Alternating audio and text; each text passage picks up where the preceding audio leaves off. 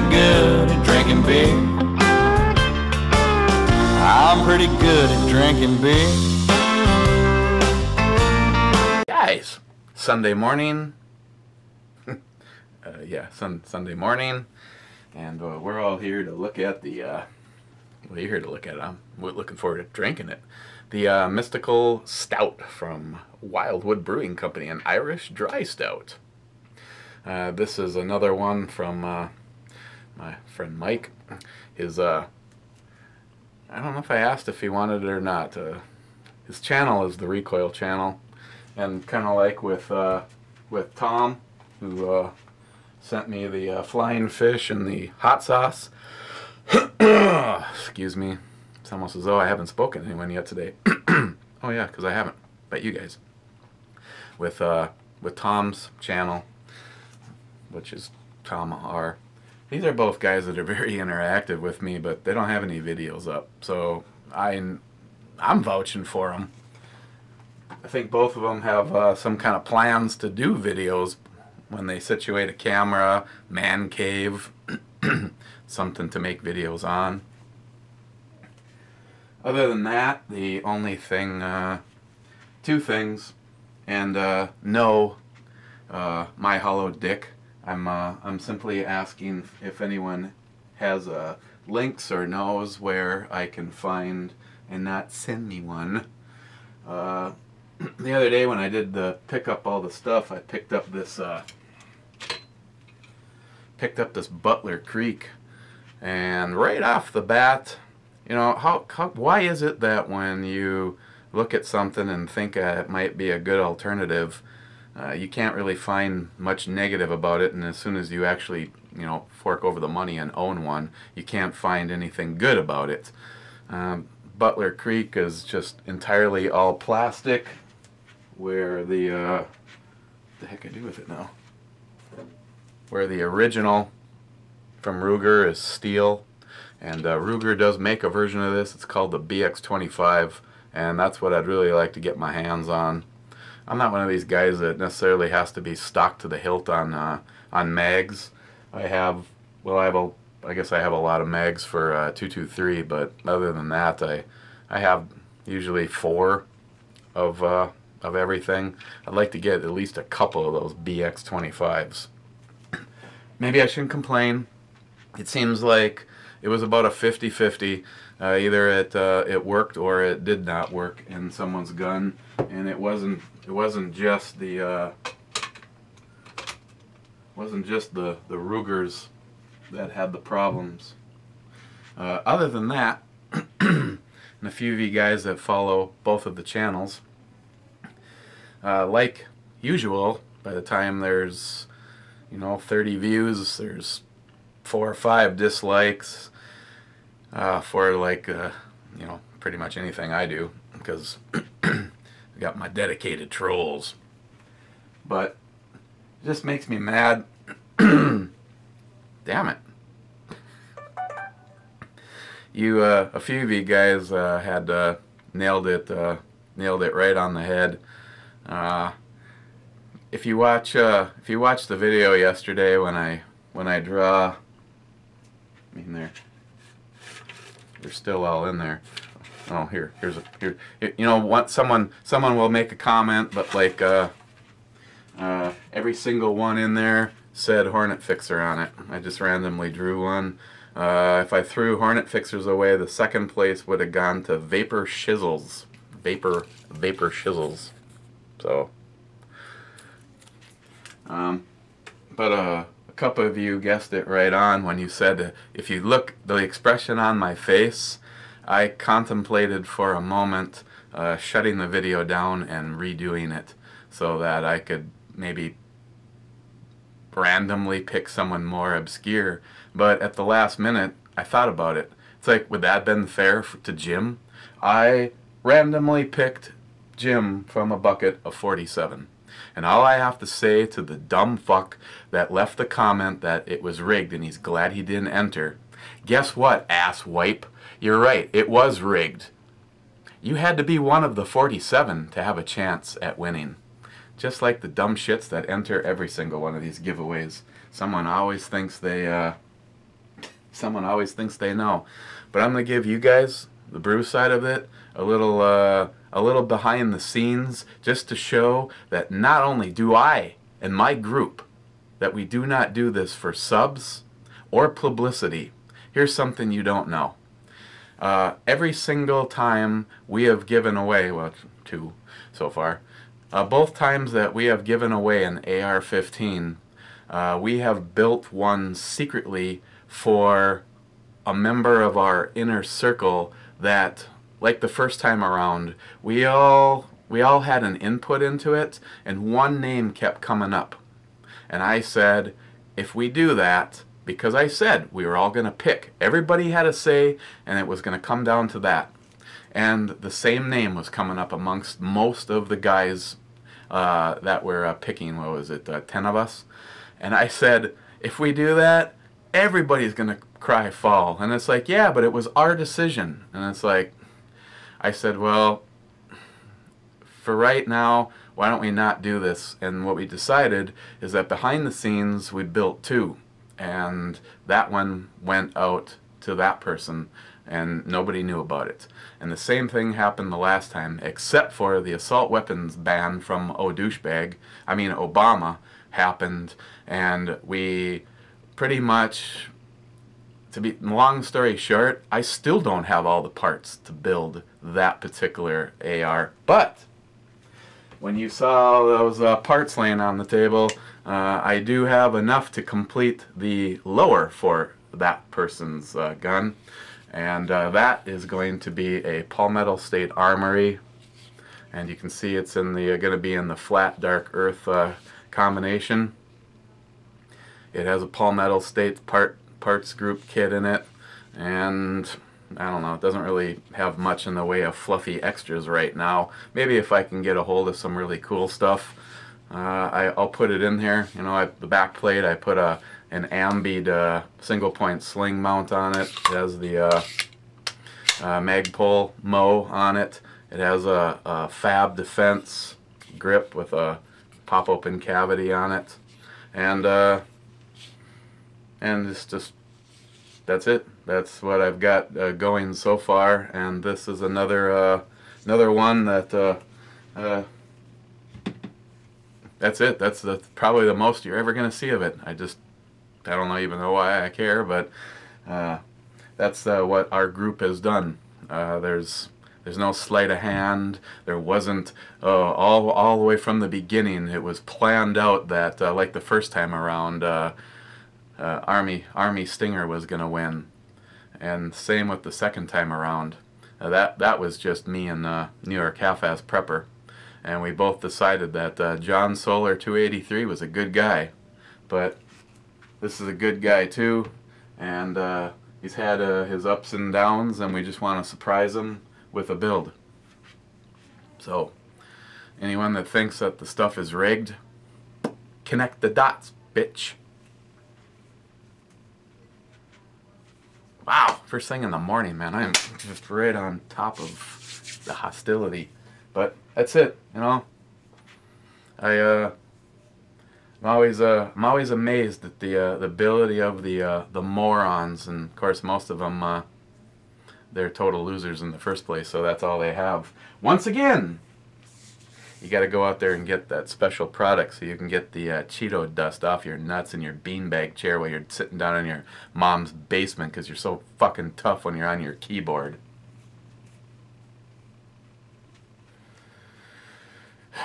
See, I'm not going to bother even putting up a profanity warning because this is a brew channel and kids probably shouldn't be watching it anyway. So, let's do this.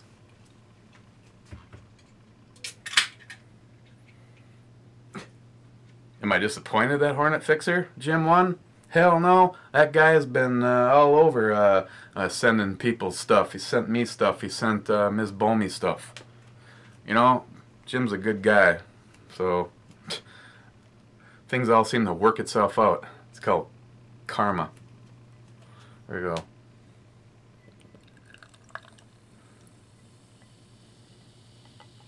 Oh, it's got carbonation. Not exactly developing much head. Pretty much typical Saturday night over here. Still some in here. It's definitely dark.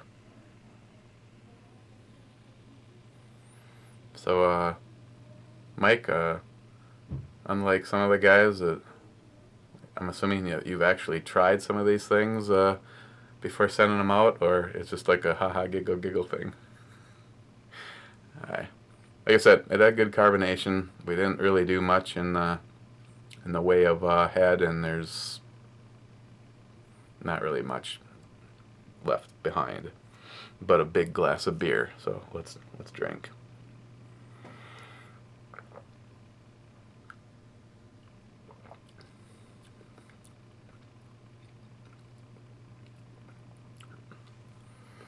Wow, it's almost like, I'm trying to think, the stouts, which are, like Guinness and stuff like that. They definitely have that dry, full-bodied flavor. This is kind of weird, and once again, I don't know if it's by design or it always seems to happen on the organics. I don't know why, but I just can't seem to find anybody that really pulls off a big number on the E scale when it comes to an organic beer. But it initially, surprisingly, doesn't really have a lot of flavor. It doesn't really smell like what I would consider your stereotypical Irish stouts. But immediately on your tongue, it has a I don't know, definitions are just stone stupid, but it has like an initial wet oiliness to it. It's some of them you can really get that dry. If you poured it over a spill, it would suck it up, kind of a dry, like a towel. Some of them really, some of these really heavy beers are the really dry, hoppy ones. Just almost feel like it's like you're wondering why they're even in a liquid form with how dry they taste and feel. This one feels like it's oh God, do I even use the words lubricating? It's very lucid. And up front, it has a sweet, almost like a touch of cherry to it, and that kind of gives away to a dryness and more of a stout sensation. So it's almost like a boom, and then that's gone, and then it kind of turns in. It's mystical, kind of, really.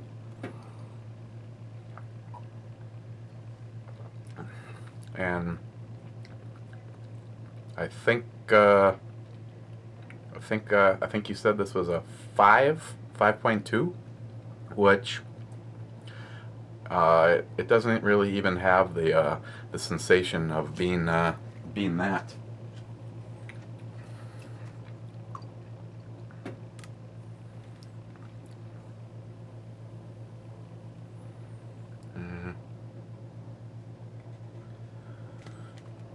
We got on here.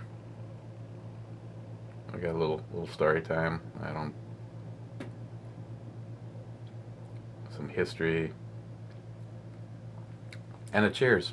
Well, cheers to Mystical Stout, an Irish style dry stout.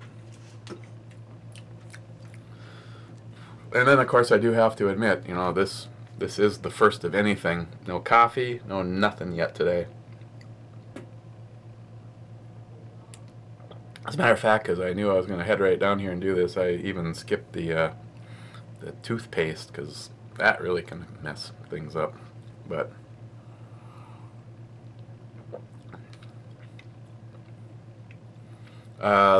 while you're drinking it, you're pretty much getting a very low carbonation, which again, more of an Irish stout kind of thing. It also could be travel time for it. I've had things where you know, after the fact, I might go look at what other people had to say about it, and it was just like, oh, overcarbonated. I'm like, overcarbonated? I didn't get any carbonation really at all. So I know some of them don't weather the trip as well. This is a can. Usually a can survives a little bit better.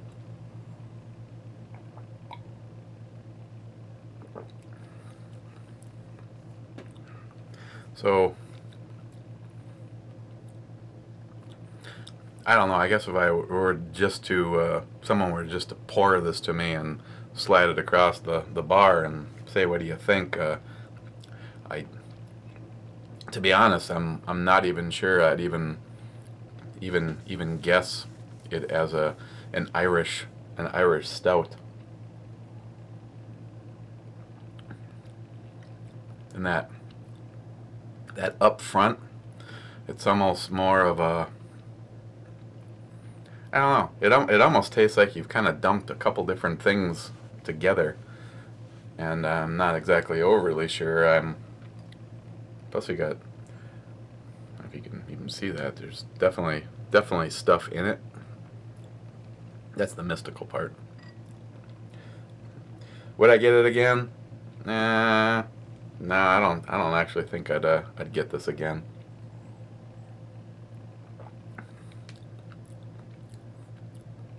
It's just really weird for just that upfront, like initial punch of sweetness. Like I said, it's almost like a, I don't know, I'm not really noticing a coffee or a chocolate or anything like that. It almost has almost like a subtle caramel cherry, and then that kind of gives away, and it actually has like a weird dryness on the end. You know, it's like, how can you say on one end it feels kind of oily, and then the last half is like actually kind of feels dry.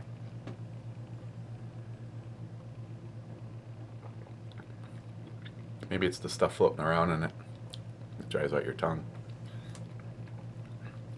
Okay, where would I put it on the E scale? Well, once again, I don't know if it's the curse of the words organic, but I don't really like that initial sweet, you know, cherryish. It's how it's coming across to me. And it's got that dryness on the end. It's not hideous. I mean, if I bought a 6-pack of these, I'd more than likely drink all 6 of them and not give any of them away, and I definitely wouldn't throw anything down the drain. But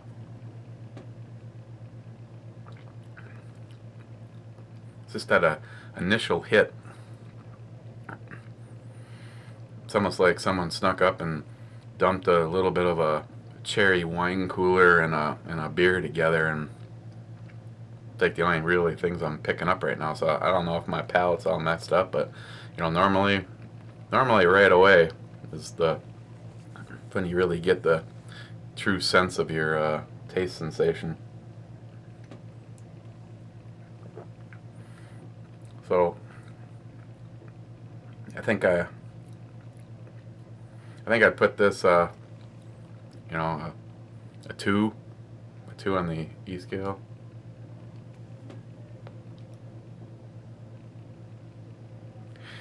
Yeah, it's amazing how you think things would be so easy, and standing in front of the camera and everything. In your mind, you're like going, "Oh, I just need to go. Oh no, I need to go that way." It's like you guys that race the remote control cars and planes and helicopters and boats and shit. Everything's great when it's going away from you, but as soon as you turn around and come back. Okay, what are we gonna look at next? Oh,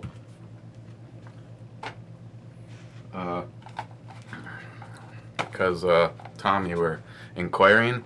This stuff is awesome. I don't think this bottle's gonna last me very long.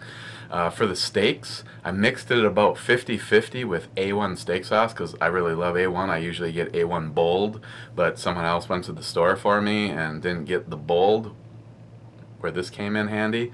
But this the mango, that was this is good stuff. This is a nice blend of, it definitely gets your attention, but if you want to you probably could just put it on a chip. But yeah, this was good. And last night with those pork chops that Ms. Bomey made, she got the video up on. Oh man, I tell you, for something, I'm always impressed that it's one thing when you just spend 8 hours in the kitchen making stuff like her red sauce. If she doesn't have 6 hours, minimum 6 hours to make her red sauce, and like Pete, the Italian gravy, gravy is brown. People don't get it right. Her Ms. Bomey's red sauce, if she doesn't have at least 6 hours, it's just, it can't be done. And where something like those chops, you know, pretty much all the way up until you saw her out there putting the ham and the cheese and the oregano and paprika and the tomato on it.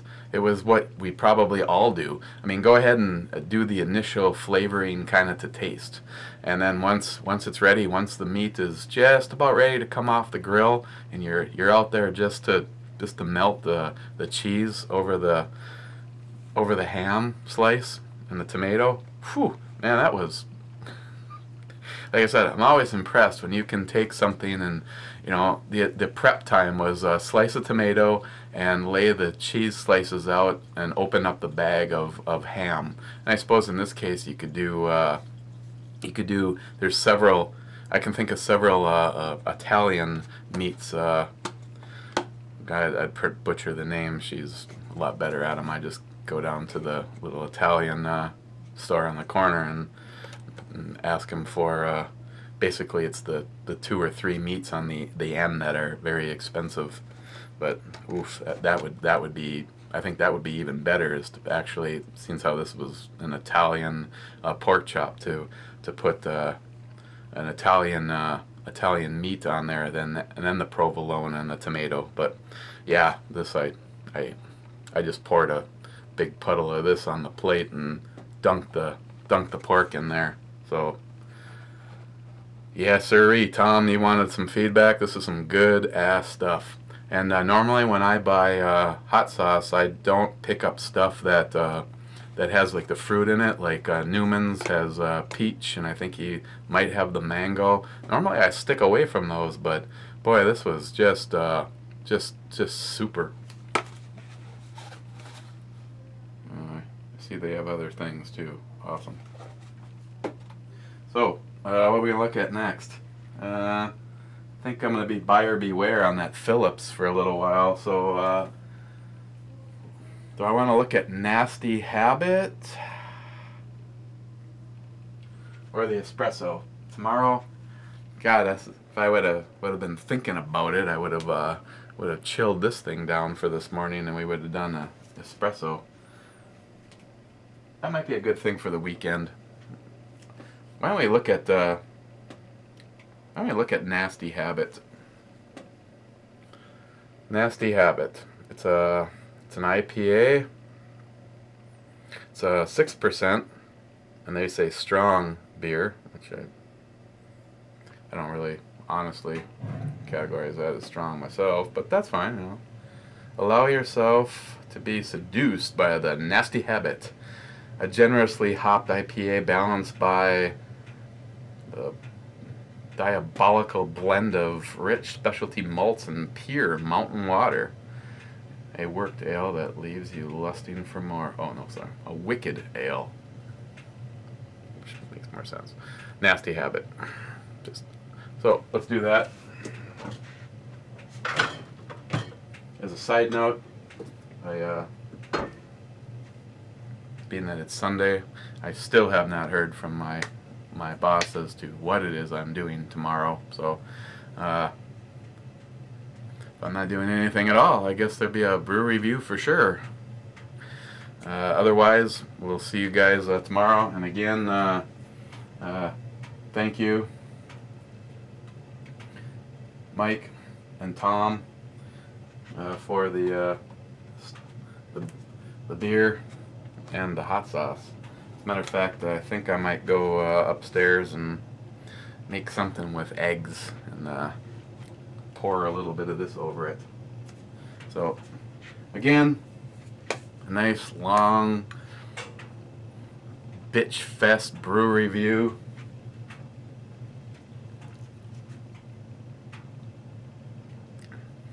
Trying to think, we actually looked at something that had a very similar to this, and I don't think it was a Saison. It was one of the barley wines that had that initial hit, and that's kind of like what this is doing. So Mike at the Recoil channel, if this happens to be one of your personal favorites and I just gave it a lower score, I don't know, maybe it didn't make the trip well, or I don't know.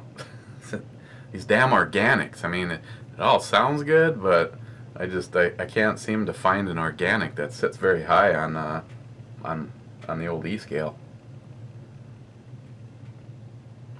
And what is the stuff in there?